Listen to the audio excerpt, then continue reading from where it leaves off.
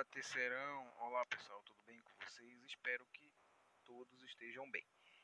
Então, a gente já iniciou esse conteúdo e esse conteúdo é geometria plana, então a gente está falando aí de uma sequência de figuras planas e dentro dessas figuras planas a gente vai estudar a área de cada figura plana e o perímetro.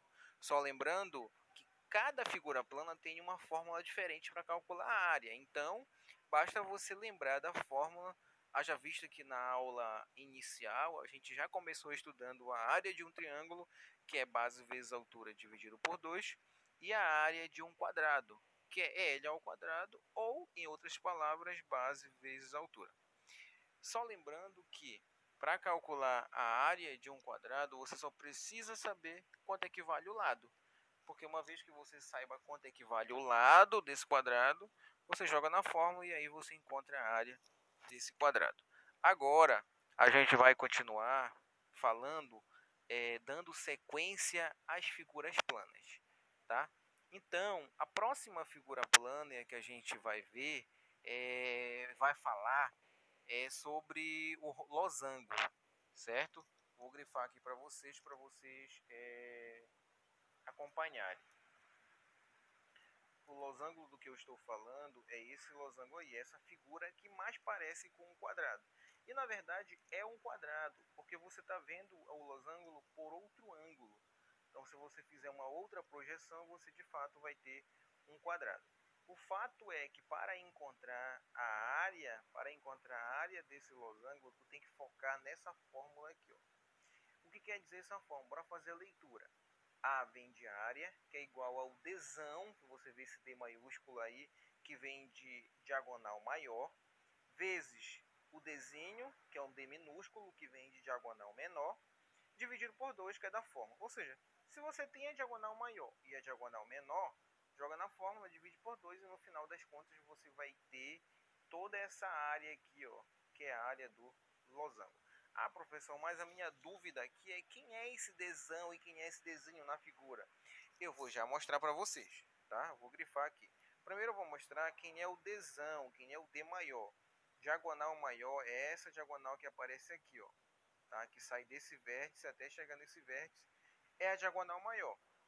Então, geralmente, quando se pede para calcular a área dessa figura, ele vai sempre te fornecer, o comando vai sempre te fornecer essa medida aí da diagonal maior. Aí, quando tiver, você substitui na fórmula. Ah, mas se essa é a diagonal menor, quem é a maior? Quem é a menor? Muito simples. A diagonal menor é essa diagonal aí que sai desse vértice até chegar nesse outro. Geralmente também o comando vai te fornecer essa medida aí, tá? E quando você tiver essa medida, você joga na fórmula e aí você multiplica e depois no final divide por 2 para poder encontrar a área do losango, tá?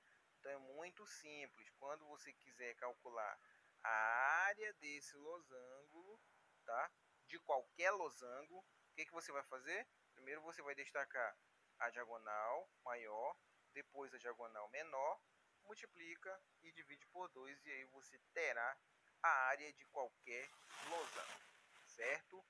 Agora a gente vai tentar entender, que é o mais simples, é a figura mais simples de compreender, como se calcula a área de um retângulo. Na aula passada eu disse que o retângulo ele é um caso particular do quadrado, por quê? Porque o retângulo também é considerado um quadrado. Ah, professor, se ele é considerado um quadrado, significa dizer também que ele tem 4 ângulos retos. E de fato ele tem 4 ângulos retos aqui. A diferença do quadrado para o retângulo é que o quadrado ele apresenta todos os lados iguais. Já o retângulo não. O retângulo ele tem ele é iguais 2 a 2, ou seja, ele tem dois lados iguais e os outros dois lados iguais, tá? Então ele é igual 2 a 2. O fato é que ele é parecido com um quadrado, é por isso que ele é um caso particular do quadrado. E também para calcular a área dessa figura, que eu quero dizer, para saber quanto é que mede essa parte aqui, ó, essa região de dentro, para calcular a área, eu também tenho a fórmula, que por sinal é a mesma que a gente usa no quadrado. Quem é essa fórmula? Vou circular aqui para vocês. Área é igual a base e a base é essa medida aqui, que está o Bzinho, certo? Vezes a altura, que é essa medida aqui. Ah, professor, então se eu tiver uma medida igual a essa, eu tenho altura? Não, só para lembrar que a altura, ela sempre vai fazer um ângulo reto com a superfície.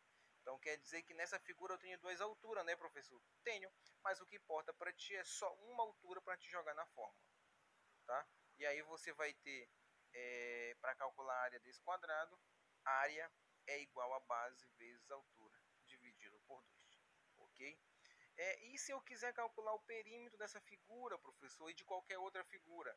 Só para lembrar também que perímetro é a soma de todos os lados de uma figura plana, seja ela qual for.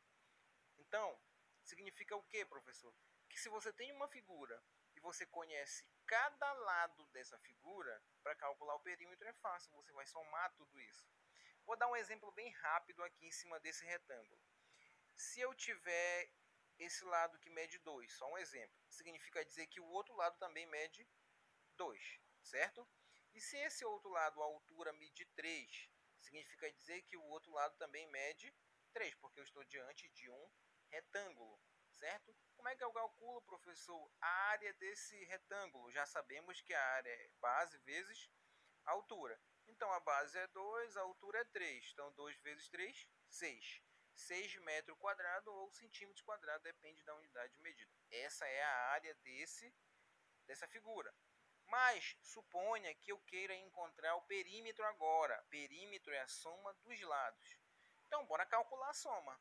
2 mais 3 mais 2 e mais 3. 2 mais 3, 5. Com mais 2, 7. Com mais 3, 10. Ou seja, o perímetro dessa figura, que eu acabei de listar aqui, é 10 metros ou 10 centímetros, dependendo da unidade de medida. Então, não esqueça, para calcular a área, você vai calcular essa região aqui de dentro. Para isso, você precisa dessa fórmula, certo?